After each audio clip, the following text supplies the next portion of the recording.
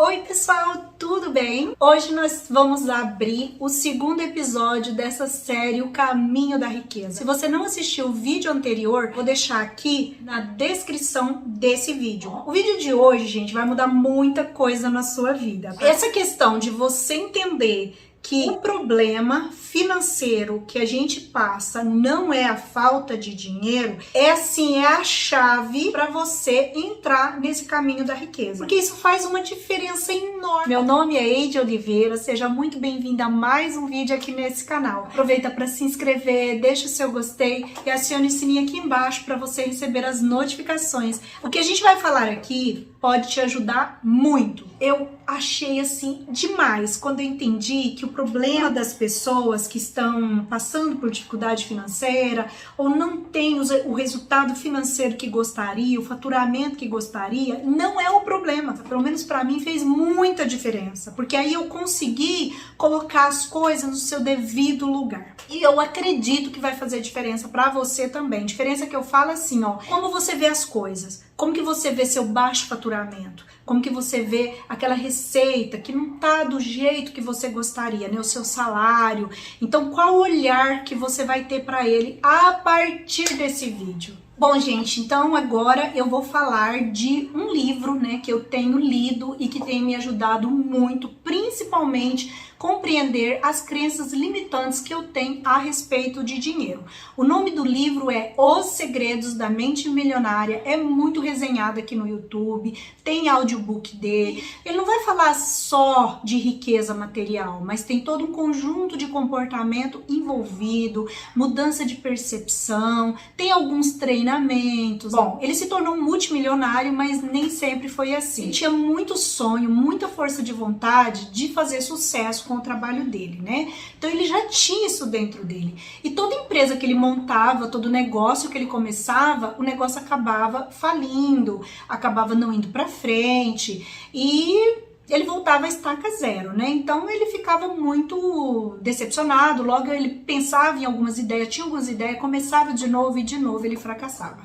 E aí, certo dia, ele estava na casa do pai dele, né, que é para onde ele voltava quando dava tudo errado. E nesse dia, o pai dele recebeu um amigo que era muito rico, né, podre de rico. E aí, ele acredita que o pai dele contou, né, que mais uma vez ele tinha voltado para casa do pai porque os negócios dele não deram certo. Porque esse homem procurou ele e falou assim para ele: Harvey, se o seu resultado não tá bom, você já parou para pensar que existe alguma coisa que você não sabe?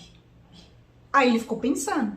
Aí ele falou assim: olha, se você quer ter sucesso na vida, você tem que saber como pensam as pessoas que fazem sucesso. Ele falou assim, muito por cima, né?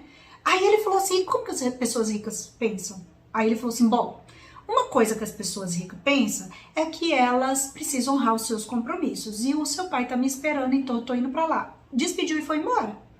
Tipo, se vira. Já te dei um spoiler. O resto é com você. Então, primeiro, existe alguma coisa que você não sabe, então você precisa saber se os seus resultados não estão bons. E a outra coisa é que você precisa saber como os ricos pensam. Pra quê, gente? Pra você copiar. Não tem problema nenhum a gente copiar. O que a gente não pode é copiar e dizer que é autor daquilo que a gente copiou, né, gente? Aí não dá. Copiar é você entender como que a pessoa pensa pra você tentar pensar do jeito que ela pensa e ver se vai dar certo pra você. Mas enfim, o que o Harvey fez? Ele foi criar outra empresa? Ele começou a trabalhar? Ele foi procurar emprego? Não. Bom, eu não sei como que ele fez para sobreviver esse período, mas a primeira coisa que ele foi fazer foi estudar. Estudar muito sobre como pensam os ricos e a psicologia do dinheiro. E aí ele descobriu muita coisa. E ele começou, claro, a copiar esse modelo. Então, depois de muito estudar, o que ele fez? Ele não tinha dinheiro. Ele fez um empréstimo e montou um negócio para trabalhar com algo que ele já conhecia, que ele dominava. Pelo que eu entendi, gente, ele tinha muito conhecimento sobre as coisas sobre os negócios que ele abria. Ele tinha muito conhecimento, muita estratégia, ele tinha muita força de vontade, ele era trabalhador, mas, segundo ele, era o que estava na mente dele que atrapalhava ele. Ele não conseguia pensar igual uma pessoa próspera, então ele não tinha os resultados que ele queria. Então, quando ele montou esse negócio, o negócio faturou muito alto e valorizou muito. Ele falou, gente, esse negócio deu certo, né? Isso segundo a experiência dele. A ciência comprovou isso, que isso foi verdade, que isso realmente acontece. Até onde eu sei não, tá, gente? Aqui a gente tá falando de relatos. Mas eu só tô dizendo pra vocês que ele mudou a mentalidade dele e ele passou a ser uma pessoa próspera, né? Mas aí o que acontece? Ele foi estudar mais sobre isso e depois ele foi mexer com um treinamento, né? Com essa área de desenvolvimento pessoal e se tornou um multimilionário. Então, assim, o que o livro traz, a proposta que o livro traz é que o problema não é o seu faturamento baixo, a sua receita pequena ou você não ter dinheiro. Isso é resultado de um conjunto de coisas. Eu tenho os meus pensamentos na parte da minha mente que é a racional, chamada de mente consciente. Eu tenho os meus arquivos armazenados na minha mente subconsciente. Eu tenho as minhas ações, as escolhas que eu faço. Então eu penso, eu tenho meus arquivos e eu tenho as minhas ações. As ações que eu tenho, as escolhas que eu faço, estão ligadas aos meus pensamentos, principalmente aos meus arquivos. Então, esse conjunto de coisas vai me dar um resultado. Então, falta de dinheiro é o resultado de tudo isso. Então, o que eu penso? O que eu acredito lá no meu subconsciente? Como que isso vai influenciar as minhas escolhas e as minhas ações? Aí, qual o resultado que eu vou ter? Então, ele fala uma coisa que vários autores falam, tá? Que todo pensamento gera um sentimento que vai influenciar nas minhas ações. E tudo isso vai me gerar um resultado. Então, falta de dinheiro ou mesmo abundância financeira é resultado de tudo isso. Então, o que a gente aprende com esse relato do Harvey?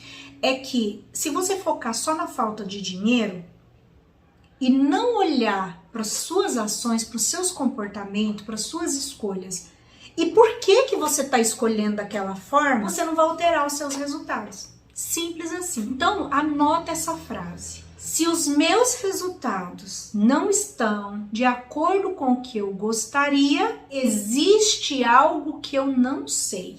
O que eu não sei? De repente, eu não sei como eu devo me comportar para que eu consiga fazer dinheiro. Então, meus negócios estão tudo parado. De repente, eu não sei quais os pensamentos limitantes que eu tenho, quais os pensamentos sabotadores que eu tenho e por que eu tenho. Observando esses pensamentos, eu posso levantar a hipótese de algumas crenças limitantes que eu posso ter. Então, se, por exemplo, eu vejo uma pessoa se dando muito bem no negócio que ela está vendendo, né? Então, ela está estourando. Às vezes, no mesmo ramo que eu, e eu não consigo sair do lugar. Então, de repente, eu venho com aquele pensamento assim, ai, meu Deus, negócio de vender não é pra mim, porque fulano tá fazendo igual eu, racha de vender e eu não consigo vender, então esse trem não deve ser pra mim, não. Mas às vezes eu estou fazendo tudo dentro de um padrão de pensamento que eu tenho, que às vezes é limitante. Então, se eu der uma olhada pro meu pensamento, se eu perceber alguns pensamentos limitantes, eu posso levantar uma hipótese de que eu posso ter uma crença limitante. Todos nós temos, né? A gente sabe que a gente tem, não só para questão financeira, mas relacionamentos a gente tem. Então, o que eu tenho que fazer? Eu tenho que trabalhar no meu pensamento, nos meus sentimentos. Vou ficar aqui rapidinho para vocês, de uma forma bem superficial mesmo, mas vocês podem pesquisar mais sobre isso, tá? Principalmente ouvindo de um psicólogo, de um psicanalista a respeito disso e saber os termos direitinho, né? Mas nós temos uma mente. E essa mente é dividida em duas partes. Uma parte é a mente consciente ou a mente racional. É onde roda os nossos pensamentos. Então, quando eu penso assim, amanhã eu vou lançar o meu produto lá no Instagram assim, assim, assado. Então, eu crio todo um cronograma para lançar o meu produto. É a mente consciente que está fazendo isso. Aí existe a mente subconsciente, que é a mente emocional. Essa mente, ela arquiva a compreensão que eu tenho dos eventos que eu já vivi e vivo, principalmente aqueles da infância. Então, assim, ó, funciona assim. Eu vivo uma experiência ou observo uma experiência.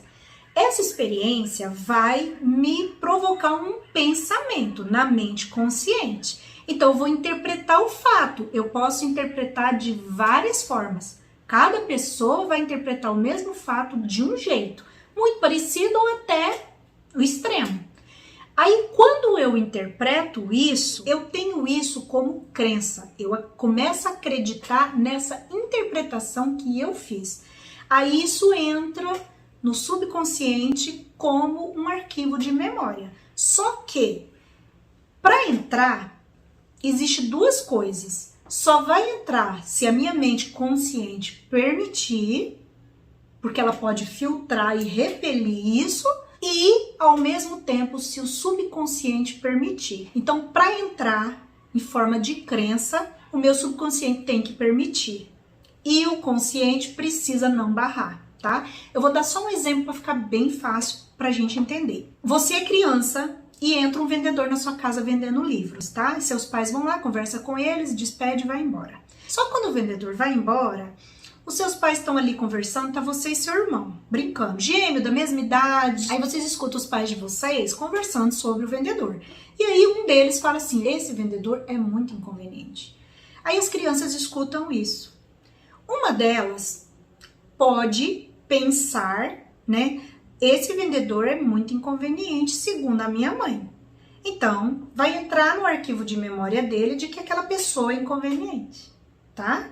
Então, toda vez que ele vê, ele tem essa crença de que aquela pessoa é conveniente. Até que um dia ele possa conhecer melhor essa pessoa e isso vai desfazendo, né? Mas, enfim, é a crença que ele colocou. O outro, talvez tenha sido mais profundo. Ele registrou que vendedor é inconveniente. Olha a diferença. Então, toda vez que ele vê um vendedor, ele já vai ficar com o pé atrás. Que vendedor é inconveniente. Então, como que isso funciona? Ele ouviu, ele pensou, entrou no subconsciente dele como uma verdade, mas ela é uma crença. Mas ali ficou instalado que vendedor é inconveniente. O outro não, é só que aquela pessoa é inconveniente. Aí, quando essas pessoas crescem, esse que tem essa crença de que vendedor é inconveniente, ele quer fazer qualquer coisa menos ser vendedor. Então, olha só como essa crença vai influenciar na vida dele. Ele pode se sentir desconfortável quando um vendedor vem até ele oferecer um produto. Ele fica desconfortável quando ele entra no Instagram e aquela pessoa que ele tanto admirava começou a vender um produto. Ele se sente desconfortável quando ele vai procurar emprego, aí a empresa fala, nós temos na área de vendas. Às vezes ele até aceita aquele emprego porque remunera bem, mas aquela crença pode estar sabotando ele. Tá? Para que ele não seja um vendedor. Por quê? Porque para a mente subconsciente, ser vendedor é ser inconveniente. E o seu subconsciente vai querer te proteger de ser inconveniente. Entendeu? Então, é mais ou menos isso que os autores explicam que pode acontecer na nossa vida. E aí a gente tenta vender conscientemente, não, ser vendedor é legal, eu vi várias palestras falando que a gente não vende produto, a gente vende soluções para as pessoas, e é tudo isso legal, mas se eu não for lá no meu programa a respeito de vendedor e não desinstalar isso, isso pode continuar influenciando na minha vida.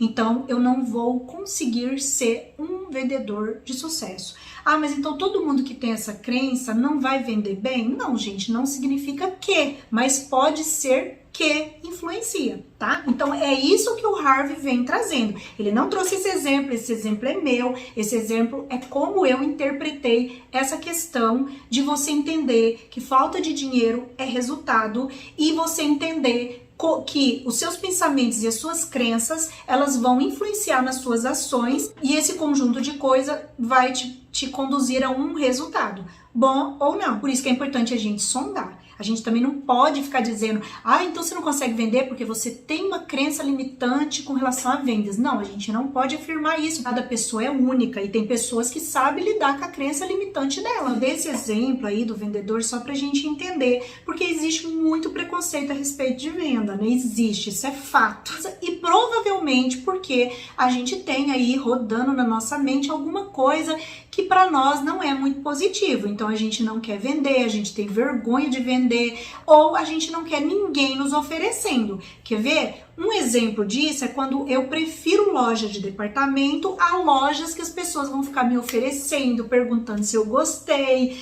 Eu não estou dizendo que quem prefere loja de departamento é porque a pessoa tem uma crença limitante a respeito de venda. Eu não estou dizendo isso, pelo amor de Deus, mas eu estou dizendo que pode vir de alguma crença que eu tenho. Então, não quero vendedor no meu pé. Agora, se você está comprando em loja de departamento por outros motivos, porque aquela loja divide em 15 vezes para vocês, porque aquela loja é mais acessível, porque aquela loja já tem o que você gosta, você não vai achar em outra, é outros 500. Eu tô falando quando é essa questão de não ter que lidar com o vendedor. Eu quero dizer para vocês que se o seu faturamento não te satisfaz, ele é resultado desse conjunto de coisas, tá? Pensamentos, sentimentos e ações que envolvem escolha, comportamento, um monte de coisa. Entender isso, gente, é muito importante, porque aí o que eu vou fazer? Eu vou partir para o autoconhecimento, para a avaliação de mim mesma, para olhar para os meus pensamentos, vigiar os meus pensamentos e que a chave, segundo esses autores, a chave para você melhorar o seu resultado em qualquer área, não só na área financeira, está na sua mente. Ah, mas está também nas minhas ações. Tá, mas as suas ações são influenciadas pela sua mente. Então, quando eu estou, por exemplo, criei lá um produto, nossa, fiz um curso, fiz vários doces, tá uma delícia, eu tenho vergonha de oferecer, né, naquele lugar que eu gostaria de oferecer, que eu acho que vai vender bem, existe alguma coisa aí no meu campo mental que me impede de dar esse passo. Isso não vai me trazer um resultado? Então é mais ou menos assim que funciona. Então pro vídeo de hoje foi isso, espero que vocês tenham gostado, não esqueça do like, um beijo e até o próximo vídeo. Tchau, tchau!